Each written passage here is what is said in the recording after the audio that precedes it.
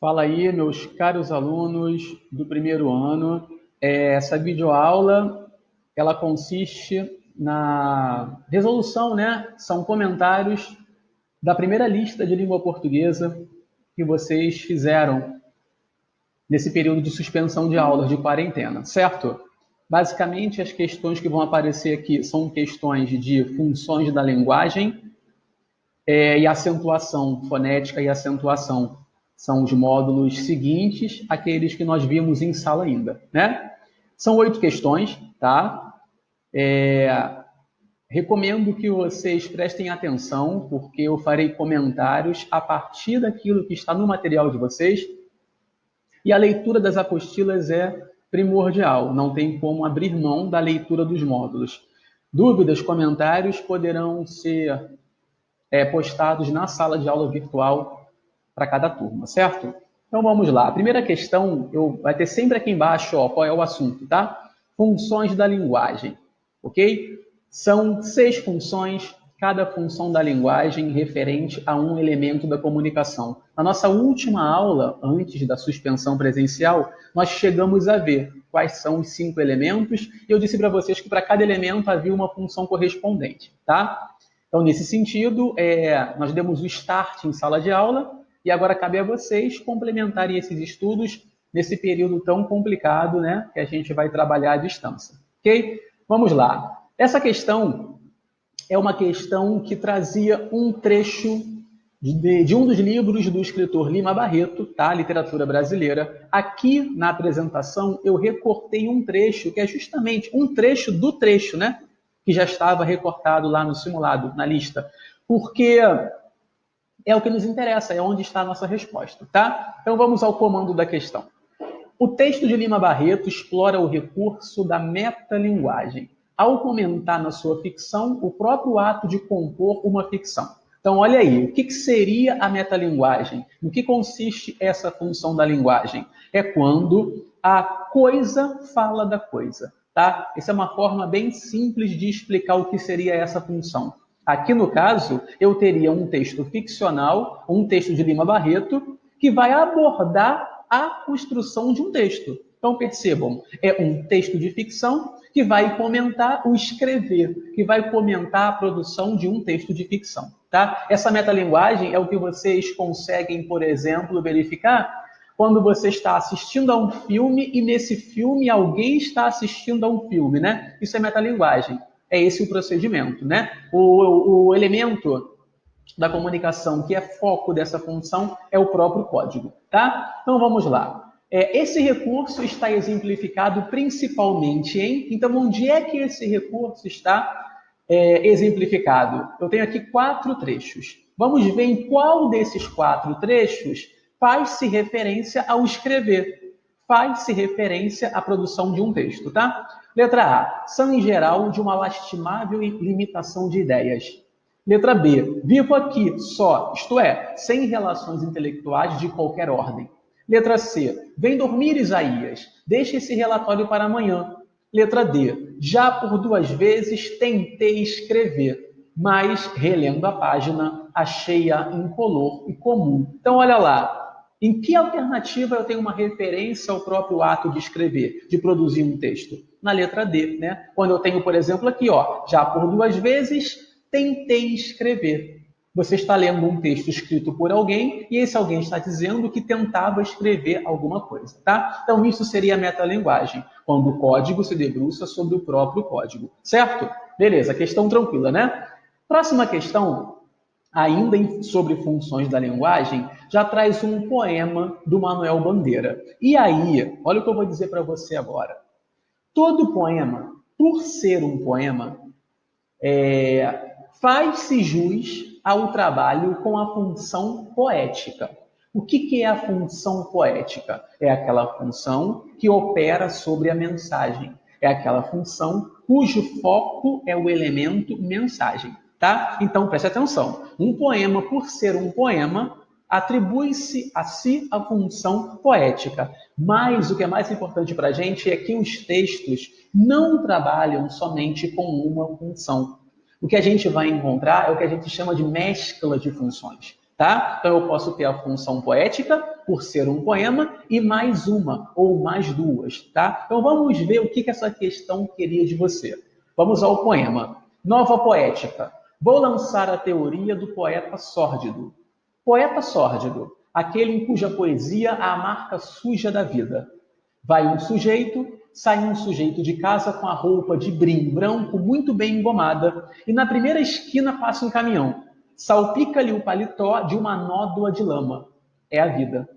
O poema deve ser como a nódoa no brim, fazer o leitor satisfeito de si, dar o desespero. Vamos lá. Acabei de falar para vocês que, por ser um poema, eu atribuo a esse texto a função poética. Mas você já percebeu que nesse poema são feitas referências à poesia, ao poeta e ao próprio poema. Observa na última estrofe. O poema deve ser como? Preste atenção, você está lendo um poema que diz como um poema deve ser, tá? Então eu já sei que aí nesse poema há um trabalho com a função metalinguística. Só por essa informação eu já teria duas possíveis respostas, né? A letra A e a letra B. Porque a pergunta é: as funções da linguagem predominantes na nova poética são quais? Né? Então, olha lá, a metalinguística é uma delas, letra A e letra B. Se eu for eliminar as três últimas e ficar só com essas duas, eu tenho metalinguística e referencial na letra A e conativa e metalinguística na letra B. Vamos então diferenciar para saber qual é o gabarito, né? O que é a referencial? É aquela função da linguagem que se debruça sobre a situação, tá? É um relato, tudo bem? É um acontecimento, é um contexto. Já a conativa, que recebe também o nome de apelativa, é a função da linguagem que trabalha sobre aqueles textos que procuram convencer, persuadir, tá? Tem como elemento da comunicação o interlocutor, tá? Então pensa comigo, nesse meu texto, eu teria mais um relato de algo, a descrição de uma situação, ou eu teria o convencimento de alguém sobre alguma coisa? Logo, e aí? Tem um relato, né? Vai um sujeito, sai um sujeito de casa com a roupa de brim branco muito bem engomada, passa um caminhão e suja de lama. Tudo bem? Logo, gabarito, letra A. Metalinguística, por ser um poema que trabalha o próprio poema, que aborda a construção de um próprio poema, e a referencial por trazer um relato, por trazer uma situação. Tudo bem? Letra A. Tranquila, né? Próxima questão já é uma questão de regras de acentuação, tá? Vamos lá, gente. Nós sabemos que as regras de acentuação não são poucas, então é cada vez mais necessário que você as leia, releia, anote suas dúvidas, né? Destaque os elementos até para poder perguntar, para a gente poder fazer essa troca, tá? Porque não são poucas, mas um bom estudo das regras e a prática de exercícios leva você ao sucesso quanto a esse ponto da matéria. Tudo bem? Vamos à questão então. Diante da visão de um prédio com uma placa indicando sapataria Papalha, um jovem deparou com a dúvida: como pronunciar a palavra papalha? Né? Papalha, papaliar, papalia. Levado o problema à sua sala de aula, a discussão girou em torno da utilidade de conhecer as regras de acentuação e, especialmente, do auxílio que elas podem dar à correta pronúncia de palavras. Após discutirem pronúncia, regras de acentuação e escrita, 3 alunos apresentaram as seguintes conclusões a respeito da palavra. 1. Se a sílaba tônica for o segundo pá, a escrita deveria ser papalha, com acento agudo, pois a palavra seria uma paroxítona, né? A sílaba tônica é a segunda da palavra, terminada em ditongo crescente. E aí a questão é a seguinte, meus caros. Qual é a regra de acentuação quando uma palavra for paroxítona, né? Quando a segunda sílaba, quando a penúltima sílaba for a sílaba tônica. Então existem algumas condições para que as paroxítonas sejam acentuadas. Uma delas é essa. É quando a palavra termina por um ditongo crescente, né? Uma semivogal e uma vogal. Se for essa sílaba tônica, eu teria papalha com acento agudo pela regra de terminar com ditongo, tá? Então, A1 tá ok. Se a sílaba tônica for li, a escrita deveria ser papalia, com acento agudo no i. Repara só, pois I e A estariam formando hiato, ou seja, na separação silábica, o I ficaria numa sílaba e o A iria para outra. Mas será que isso é razão para colocar um acento agudo no I? Vamos ver. 3. Se a sílaba tônica for li, então seria a mesma sílaba tônica da 2. A escrita deveria ser papalia, né? Papalia, pois não haveria razão para o uso de acento gráfico. E aí, olha só, a alternativa, a conclusão 1 está certa. Então, eu teria como resposta a letra A, letra D ou letra E. Mas eu já adianto para vocês que uma das duas seguintes está certa também, tá? E as duas trabalham com a sílaba tônica li. E aí, você pode conferir na apostila que quando a sílaba tônica é a penúltima, não é? Papalia, tudo bem? O que pode me levar a um hiato? Desculpa, o que pode me levar a um acento? Não é? E aí, gente, se eu tenho um hiato, o I numa sílaba e o A na outra sílaba, isso não é condição para acentuação gráfica, tá? Não há razão para o uso de acento.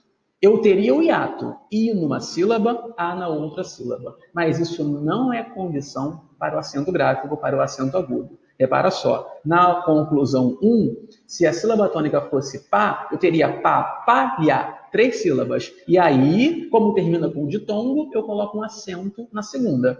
Agora, se fosse li, eu teria 4 sílabas. Repara só, papalia, com acento ou sem acento? Sem acento, porque esse ato em final de palavra não é razão para acentuar graficamente. Logo, a conclusão 1 e a conclusão 3 são as certas, tá? Gabarito, letra E. Mais uma vez, extremamente importante que você leia com atenção o módulo onde você é apresentado as regras de acentuação, tá? Vamos lá. Próxima questão, mais uma questão de acentuação. Assinale a opção em que se erra quanto à explicação do uso do acento gráfico nas palavras destacadas. Olha lá, erra. Se eu tenho 5 alternativas, eu tenho 4 explicações certas. Uma estaria errada, tá? Então vamos lá. Letra A. Palavras porém e também. Os vocábulos terminados em recebem acento agudo, que os marca como oxítonos, ou seja, a sílaba tônica é a última. Vamos conferir. Em porém, a sílaba tônica é a última. Também a sílaba tônica é a última. Eu sei que essas palavras têm acento agudo, não é? Logo, eu chego aqui à conclusão. Se a sílaba tônica for a última e ela termina com esse em, recebe acento agudo. Olha lá. Porém, também, ninguém, tá? Alguém, todas acentuadas. Refém, neném, certo? Então, letra A, certa. Letra B. O acento recai sobre a primeira vogal do hiato para indicar a sílaba tônica. Gente, vamos lá. Primeira coisa, né? Vamos ver se nós temos hiatos. Chapéu, 2 sílabas. Eu tenho alguma separação do encontro vocálico? Não, eu não tenho hiato na palavra chapéu, tá? Então já sei que aí ó, a explicação está errada. Mas vamos ver a segunda palavra. Ideia, 3 sílabas. Aí sim eu teria o hiato do I numa sílaba e o A na outra, não é? Mas vamos lá. Será que o fato de eu ter esse ato leva a uma acentuação? A palavra ideia, como a palavra assembleia, epopeia, são palavras que perderam o acento agudo com o advento do novo acordo ortográfico, não é? E qual é a razão? Qual é a explicação? É que esse ditongo em, quando não tiver no final da palavra, ele não leva mais acento. E se eu for parar para analisar, a partir da separação silábica, é ideia. O meu encontro, esse ditongo aberto, ei, não está no final. Logo, não vai levar acento. Tudo bem? Então, a letra B é a que traz a explicação errada. Vamos só confirmar que as outras estão certas, tá?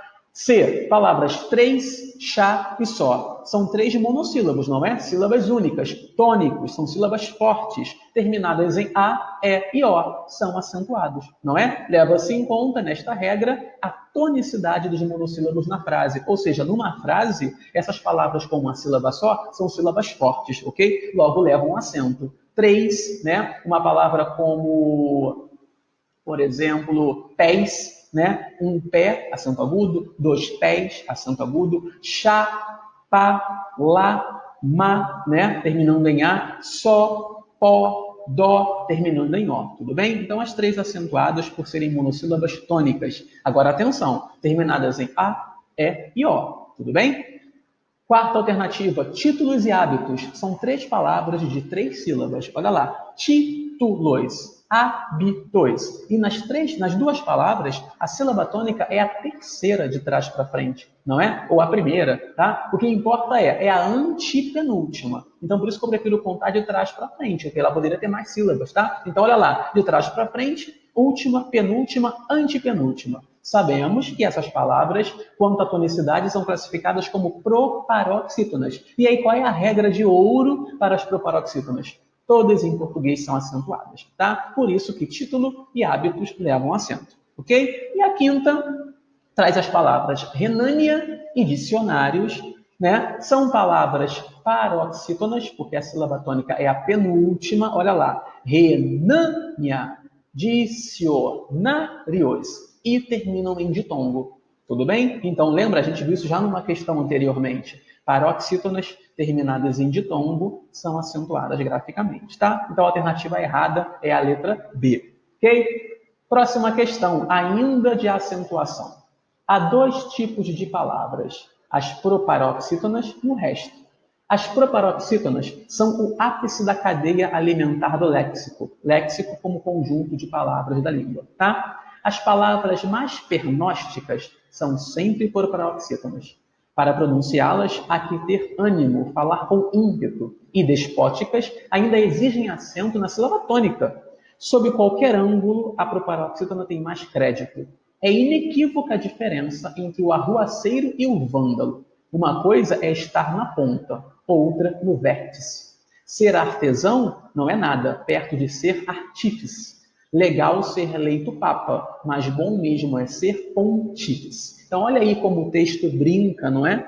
Com as palavras proparoxítonas, como se elas fossem palavras metidas, né? Elas são mais importantes do que outras que querem dizer a mesma coisa, né? Porque papa e pontífice é a mesma coisa, mas olha como ser pontífice é melhor, só pelo fato da palavra ser proparoxítona. E como eu falei na questão anterior, todas as proparoxítonas são acentuadas em português. E há várias delas no texto, né? Muitas. Ok? Vamos lá. Segundo o texto, as proparoxítonas são palavras que garantem sua pronúncia graças à exigência de uma sílaba tônica? Sim, exigem, na verdade, um acento gráfico, né? Sílaba tônica toda palavra tem, tá? Então a letra A está fora. B. Conferem nobreza ao léxico da língua graças à facilidade de sua pronúncia. Nem tanto, né? Algumas delas são até mais complicadas, como é inequívoca, não é? Pontífice, artífice, léxico, pernósticas, tudo bem? Não são muitas as palavras da língua que são proparoxítonas, tá? Então, letra B, fora. Letra C. Revelam mais prestígio em função de seu pouco uso e de sua dupla acentuação. Pouco uso eu posso até concordar, já que são poucas palavras, mas dupla acentuação, não, né? Essa palavra só tem um acento gráfico na antepenúltima sílaba. Logo, nos sobra a letra D, olha lá. Exibem sempre sua prepotência, além de imporem a obrigatoriedade da acentuação. Letra D, resposta, né? Essa questão tenta, de uma forma irônica, explicar a regra das proparoxítonas, mas é claro que não é pelo fato de elas serem palavras prepotentes, foi uma brincadeira do autor, certo? Mais uma questão de regra de acentuação na primeira lista que vocês fizeram. Aí um trecho, né, um pedaço de uma crônica do Rubem Alves, tá? E eu vou direto, então, ao enunciado, já que é uma questão de acentuação e não de interpretação. Vamos lá. As palavras que são acentuadas graficamente pelas mesmas regras de fácil, científica e Moisés, respectivamente, são quais? Então, olha só, gente, temos três palavras, fácil, científica e Moisés. Para cada palavra dessa, há uma regra de acentuação. E eu preciso encontrar em qual alternativa eu vou ter essas regras nessa ordem, né? Porque olha aí no comando, respectivamente. Vamos lá, vamos começar pela mais fácil, que não é a palavra fácil, né? É a palavra científica, porque a gente já sabe que toda proparoxítona tem acento na antepenúltima. Se eu for fazer a separação silábica, eu vou ter quantas sílabas? Cientificar. 5 sílabas, não é? Se eu conto de trás para frente, a sílaba tônica é a sílaba ti e é a antepenúltima. Então, ela é uma proparoxítona. O que eu vou fazer? Vou direto nas alternativas, procurar uma proparoxítona na segunda posição. Na letra A, eu tenho a palavra saída. Não tem acento na antepenúltima. Letra B, atribuída. Também não está na antepenúltima. Letra C, lógica. Opa, está na sílaba ló. Olha lá, antepenúltima, proparoxítona. Então, letra C nos atende por enquanto. Letra D, século. Também está na terceira de trás para frente, né? Então, letra C e letra D, possíveis respostas. Letra E, para. Só tem 2 sílabas, né? E nem acento gráfico tem. Ok? Então, olha lá. Letra C ou letra D. Quando eu voltar para o comando da questão, me sobram 2 palavras, fácil e Moisés. Vamos olhar então, Moisés, que é uma palavra oxítona. A sílaba tônica é a última. E está recebendo acento por quê? Porque uma das regras de acentuação das oxítonas diz respeito ao fato de ela terminar em A, E ou O. E é o que acontece aqui. Olha lá, Moisés, tá? É a sua terminação em E ou ES que faz com que ela seja acentuada graficamente. Vou pegar uma outra palavra para isso ficar mais claro. Se eu pego a palavra café, olha lá, 2 sílabas. Qual é a sílaba tônica? É a primeira, né? De trás para frente. Opa, termina em E, acento agudo. Se eu colocar essa palavra no plural, a mesma coisa, olha lá, cafés, não é? Continua sendo a última, a tônica, termina em ES agora, acentuada, já que a regra diz E ou ES. Se eu for para a letra C, eu vou ter a palavra atrás. Olha lá, oxítona, acentuada. Ué, professor, não termina em E, mas a regra diz terminada em A, E ou O. Então, a palavra atrás está valendo. Na letra D, que até então poderia ser a resposta certa, eu tenho a palavra dólar.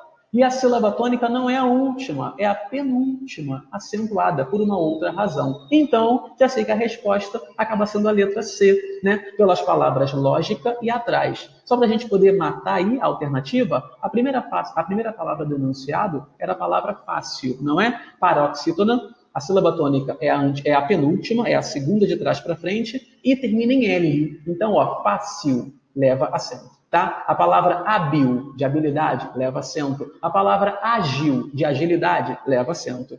Se eu for para a letra C, que é o nosso gabarito, eu tenho a palavra carter, que também é paroxítona, está acentuada na penúltima e termina em R. Ué, Juliano, L ou R? E aí eu digo para você, L, R, N ou X. Tudo bem? Está lá na sua apostila essa regrinha, tá? Então, gabarito letra C, certo? Acabou? Tem mais alguma? Acabou, né? 8 questões. Tranquilas, certo? Gente, essa aula vai ser disponibilizada a vocês pós-lista, pós-realização da lista, e eu espero de coração que vocês tenham gostado, tenham entendido, e vamos trocar agora, mesmo à distância, dúvidas, comentários, tal, que não tenha ficado tão claro, talvez. Pega a apostila, não abandona a apostila, faz anotações e a gente vai em breve retornar nosso contato, retornar nosso convívio, retornar nossa vida, retornar nossa preparação. Tudo bem? Grande abraço, até a próxima. Valeu!